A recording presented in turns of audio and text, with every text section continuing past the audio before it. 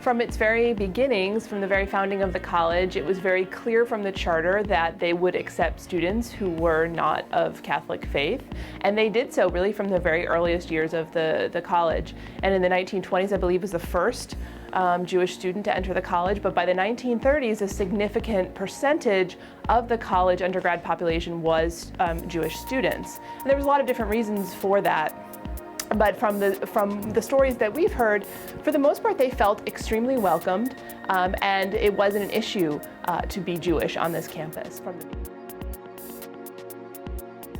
PC provided an affordable education for low-income immigrant families, and in fact, that's who you see in among the earliest students at Providence College: the sons of Irish immigrants, the sons of Italian immigrants, and the sons of Jewish immigrants.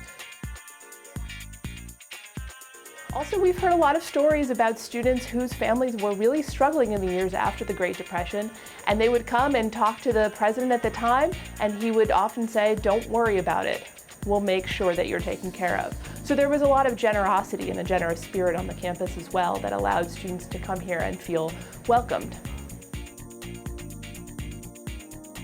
So in our research on this topic, Jen Illuzzi and I have been interviewing a number of Jewish alumni who attended Providence College from as early as the 1930s into the 1960s.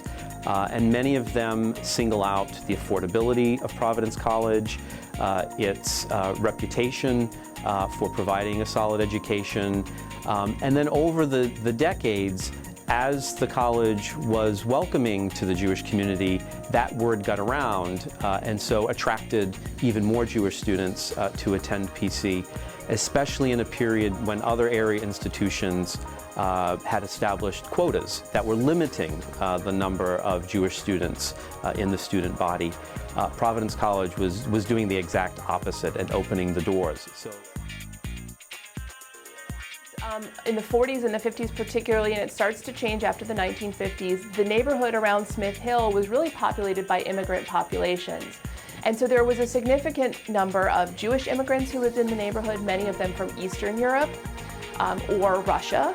And there was a significant number of Irish immigrants and a significant number of Italian immigrants. So all three of these populations mixed in the neighborhood. And so there were a number of synagogues. There was really, I believe there was 4 or 5 in the 1940s synagogues in the neighborhood. So that meant that there was a lot of students who were aware of the college being here and part of the neighborhood.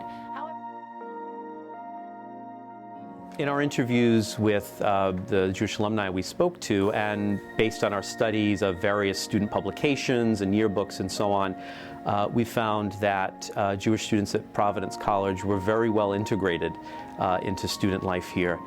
They were athletes, they were members of student clubs, they were members of the theater, they held student leadership positions. So there were very many opportunities for Jewish students to be a part of the normal life of a student at Providence College.